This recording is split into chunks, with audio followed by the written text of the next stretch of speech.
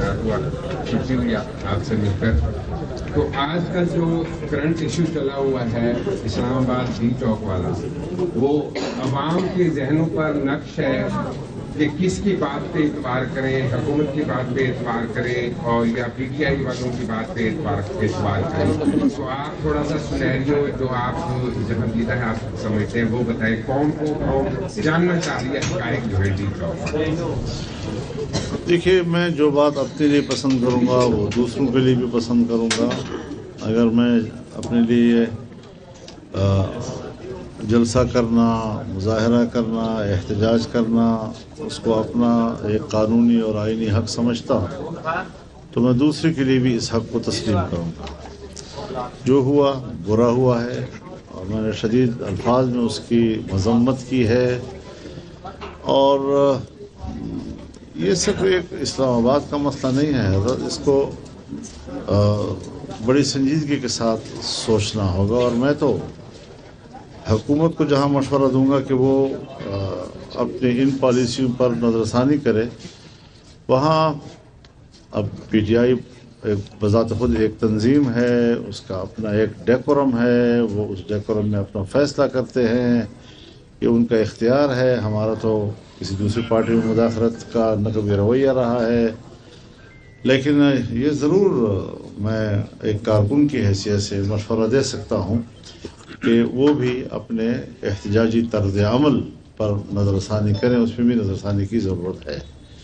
تو باقی جو ہوا غلط ہوا ہے، زیادتی ہوئی ہے، اور کارکن بڑا مخلص ہوتا ہے، اس کو جو قیادت جو مقصد سامنے دے دیتی ہے، نصب العین دے دیتی ہے، تو پھر آنکھیں بند کر کے وہ اس کے پیچھے چل پڑتا ہے، اس کا کوئی قصور نہیں ہے۔ لیکن یہ ہے کہ قیادت کو ساری صورتحال پر نظر ثانی کرنی چاہیے۔ احتجاج، مظاہرہ یہ ایک حق ہے، لیکن اس کے لیے اسٹریٹجی بنانا، اس کے لیے حکمت عملی بنانا وہ بھی ایک ضروری امر ہوا کرتا ہے۔ ہم نے تقریباً خود عمران خان کی حکومت میں پورے ملک کے اندر کوئی 14 ملین مارچ کیے، اور پھر اس کے بعد سب سے بڑا مارچ ہمارا آزادی مارچ تھا، لیکن کہیں پر کوئی ایسی صورتحال ہم نے پیش نہیں ہونے دی۔ مکمل سکون رکھا، اطمینان رکھا، امن و امان رکھا، نہ کوئی شیشہ ٹوٹا، نہ کوئی دکان جلی، نہ اس میں کوئی پتا گرا، نہ کوئی پھل گرا، نہ کوئی گملہ ٹوٹا۔ تو پورے نظم و ضبط کے ساتھ اور انتہائی احتیاط کے ساتھ، کیونکہ ملک ہم سب کا ہے اور یہ صرف فوج کا نہیں ہے، یہ حکومت کا نہیں ہوتا۔ آج ان کی حکومت ہے، کل کسی اور کی حکومت ہے، ملک ہم سب کا ہے۔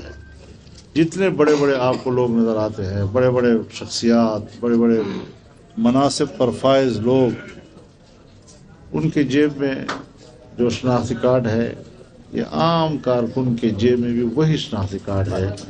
جس شناختی کارڈ پر وہ پاکستانی ہے، اس شناختی کارڈ پر یہ بھی پاکستانی ہے۔ تو ہم انسانی حق کی بنیاد پر پاکستان میں ایک برابری کے حقوق پر یقین رکھتے ہیں۔ ذمہ داریاں تقسیم ضرور ہیں، لیکن ذمہ داریوں کو نبھانے کے لیے عقل بندی چاہیے، سنجیدگی چاہیے، وقار چاہیے، اور اس کو ایک بہتر تدبیر کے ساتھ ہمیں آگے بڑھانا چاہیے۔ حکومت آئے روز صحافیوں کے خلاف کریک ڈاؤن کر رہی ہے، جھوٹے مقدمات دے رہی ہے، اسلام آباد میں متیور خان کو بھی گرفتار کر لیا۔ اس طرح کے روزانہ کی مختلف شہروں کو صحافیوں کو اٹھاتی ہے، جو آواز اٹھاتا ہے، اس حوالے سے آپ کا کیا کہنا ہے؟ صحافت کی آزادی میں آپ ہماری پوری تاریخ کو جانتے ہیں، ہم نے ہمیشہ صحافیوں کی اور صحافت کی آزادی کی بات کی ہے۔ آج بھی میرا یہی نظریہ ہے کہ اگر کوئی صحافی حکومت پر تنقید کرتا ہے یا کوئی ایسی خبر جاری کرتا ہے کہ جو اس کے ذہن میں صحیح ہے، تو یہ اس کا ایک فرض منصبی ہے۔ ہاں، یہ کہ اگر حقائق کے خلاف بات کرتا ہے، وہ کوئی خاص اپنی ایک ذہنیت اب اس پر اگر کوئی گورنمنٹ ایکشن لیتی ہے تو اس کا موقع محل بھی ہونا چاہیے۔ بعض اوقات ٹائمنگ کو بھی دیکھا جاتا ہے کہ جس ٹائمنگ پر آپ ایکشن لے رہے ہیں کیا وہ واقعی مبنی پر انصاف ہے یا نہیں، مبنی پر حقیقت ہے یا نہیں ہے۔ تو یہ ساری وہ چیزیں ہیں جس کو ہمیں ان کو اپنے لیول پر دیکھنا چاہیے۔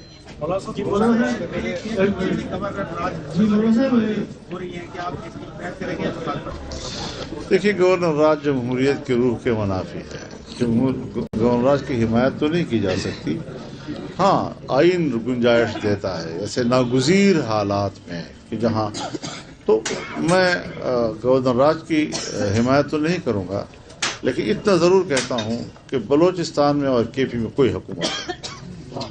امن و امان تباہ و برباد ہو چکا ہے اور افراد تفریح ہے، انارکی ہے، مسلح گروہ جو ہیں وہ رٹ ان کے ہاتھ میں ہے، حکومت کے کوئی رٹ موجود نہیں ہے، فسادات ہو رہے ہیں، خونریزیاں ہو رہی ہیں، اور شاید رحیم یار خان کے لوگوں کو اللہ تعالیٰ اسی طرح ٹھنڈی زمین عطا کرتی رہے اور جہاں امن رہے اور خوشحالی رہے. آپ وہاں پر ان حالات کا تصور نہیں کر سکتے کہ کیا صورتحال ہے. تو حکومت تو نہیں ہے وہاں پر، اور گورنر راج بھی حل نہیں ہے وہاں اس وقت، وہ نہیں کچھ کر سکے گا. حل کیا ہے سر؟ جی دوبارہ الیکشن کرائے، عوام کے منتخب نمائندے آئیں، دھاندلی سے پاک ہوں، جس کی بھی حکومت بنے وہ پھر مسائل کے لیے آگے بڑھتے ہیں.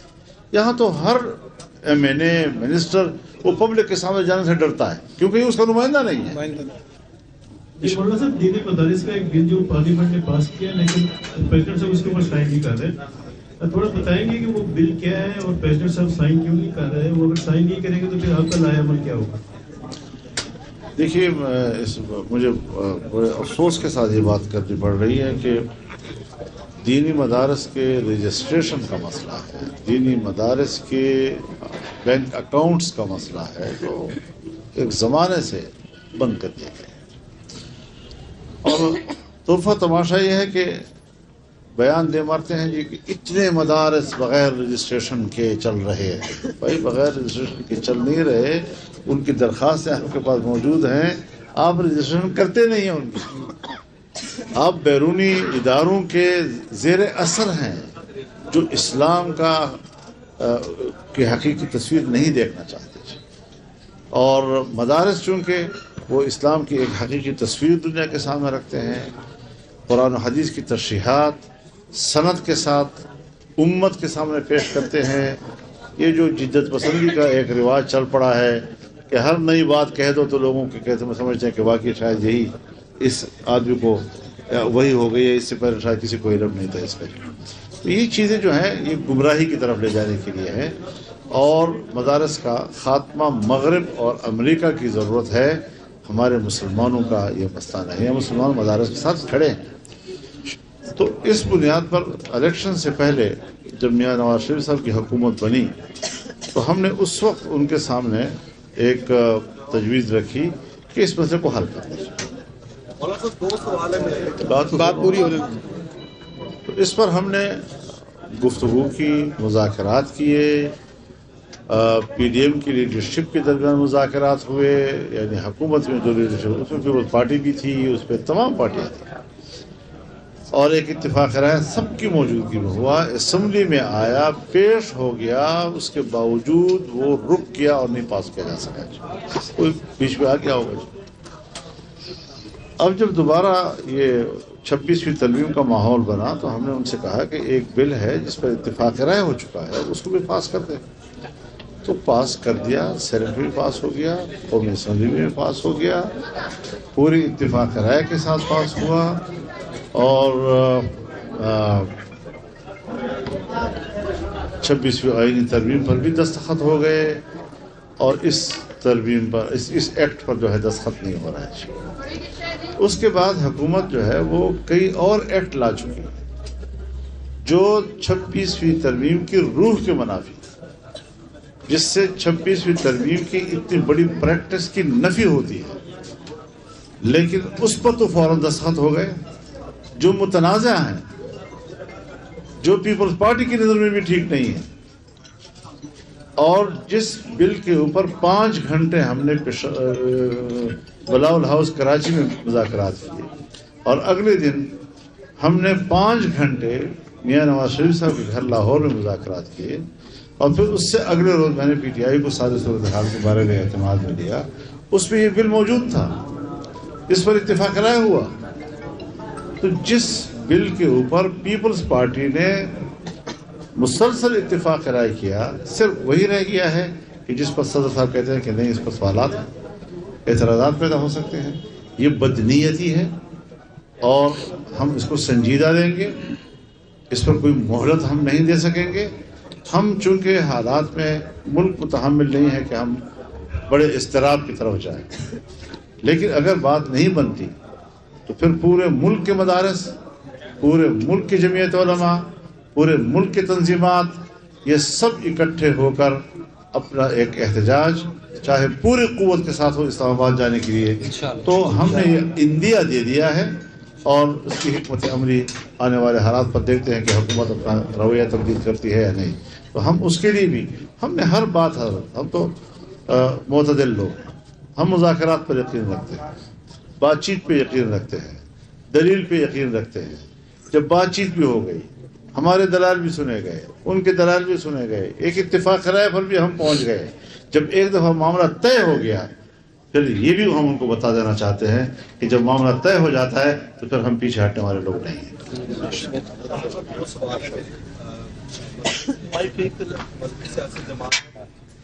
ایک تو پارا چنار کانفلکٹ میں 200 سے زائد لوگ جو ہے وہ شہید ہوئے ہیں، ایک تو یہ معاملہ ہے. دوسرا پی ٹی آئی نے جا کر ڈی چوک پر جو ہے وہ اپنا جلسہ کیا ہے، دھرنا دیا ہے. وہاں پر پروٹیسٹر جو تھے، وہ جو مظاہرین تھے، ان میں سے ایک نماز ادا کر رہا تھا، دعا مانگ رہا تھا، کنٹینر پر بیٹھ کر اس جوان کو جو ہے گرایا گیا نیچے سے. تو کیا کسی بھی جنگ میں بھی اس طرح اجازت نہیں ہے مذہبی نماز کی ادائیگی کو اس طریقے سے ہم نامکمل کر دیں؟ اس پر آپ کیا؟ سب سے بڑا سوال تو یہی ہے نا کہ طاقت کے استعمال میں پھر نہ دین کے لحاظ رہتا ہے نہ اخلاق کا لحاظ رہتا ہے. اور جہاں تک ہے آپ نے کورونا ایجنسی کی بات کی ہے، یقیناً یہ بہت ہی تشویشناک صورتحال ہے. اور میرے پاس شیعہ مکتب فکر کے اکابرین بھی آئے، میرے پاس سنی مکتب فکر کے وہاں کے اکابرین بھی آئے ہیں، میری جماعت بھی آئی ہے، ان سے متعلقہ دوسرے لوگ بھی آئے ہیں.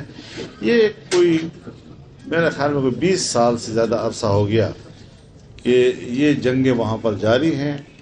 اور ابھی ہم نے ایک میٹنگ کی تھی جس میں ہم ایک جرگہ تشکیل دینا چاہتے تھے، اس کے لیے طریقہ کار بنانا چاہتے تھے. لیکن ابھی تو ہم نے بسم اللہ ہی کی تھی کہ اگلے روز پھر ایسے فسادات ہو گئے کہ ابھی اسی کا سلسلہ چل رہا ہے. تو یہی وہ چیز ہے کہ جس کی طرف شاید جس تشویش پہ میں یہاں آپ کے سامنے مبتلا ہوں اور مجھے تشویش ہے، شاید میرے صوبے کی حکومت کو اس کا علم بھی نہیں، اس سے لاتعلق ہو گئی. تو اس طریقے سے پھر اس کا معنی یہی ہے کہ یہ حکومتیں جو ہیں وہ اس طرح کے شورش اور اس طرح کے جو صورتحال ہوتی ہے اس سے نمٹنے کی صلاحیت سے محروم ہوتے ہیں. حکومت کے ارکان جو ہے آپ کے پاس 3 ٹائم آتے رہے ہیں. جب 26ویں آئین کی ترمیم جو ہے وہ پاس کروانی تھی، آپ کے گھر کے جو ہے وہ چکر لگاتے رہے. تو اب جو صورتحال یہ کہی جا رہی ہے کہ حکومت خیبر پختونخوا میں گورنر راج جو ہے وہ نافذ کرنا چاہتی ہے، اور دوسری طرف یہ بھی کہا جا رہا ہے کہ تحریک انصاف کی جانب سے ایک خیبر پختونخوا کو الگ ریاست بنانے کی بھی باتیں کی جا رہی ہیں. تو اس پر آپ کس نظریے سے اس کو دیکھ رہے ہیں؟ میرے خیال میں اس طرح کے سوالات نہ کیا کریں، یہ اچھی بات ہے. میں نے پہلے بھی آپ سے کہا تھا کہ ایسے سوالات کیا کرو جو کم از کم پبلک کی صحیح رہنمائی کریں. موجودہ آپ اپنا کردار ادا کرنا چاہتے ہیں، جگہ بلانا چاہتے ہیں جس میں تمام سیاسی قوتیں ہم سب کچھ کرنا چاہتے ہیں ملک کے قیام امن کے لیے، استحکام کے لیے، لیکن ماحول چاہیے اس کے لیے، وہ ماحول جس میں آپ کردار ادا کر سکیں. تو میں نے آپ سے ابھی بھی عرض کیا کہ ہم نے آغاز بھی کر لیا تھا، لیکن اب وہ ماحول نہیں بن رہا کہ جس میں ہم مؤثر پیش رفت کر سکیں. لیکن انشاءاللہ جب میں اسلام آباد پہنچوں گا، پشاور جاؤں گا، تو پھر دوبارہ ہم اس حوالے سے اپنی کوششوں کا آغاز کریں گے. آپ کی دعائیں بھی چاہیے ہوں گی تاکہ ہم اس میں کامیاب ہوں. حضرت ایک صرف یہ بتا دیں، اگر قوم آپ سے پوچھنا چاہے کہ اس وقت موجودہ صورتحال میں کون سا آپشن بہتر ہے، قومی حکومت، صدارتی نظام یا دوبارہ الیکشن، تو آپ کی نظر میں کیا ہے؟ میرے خیال میں جمعیت علماء اسلام کی حکومت ہے. سب سے بہتر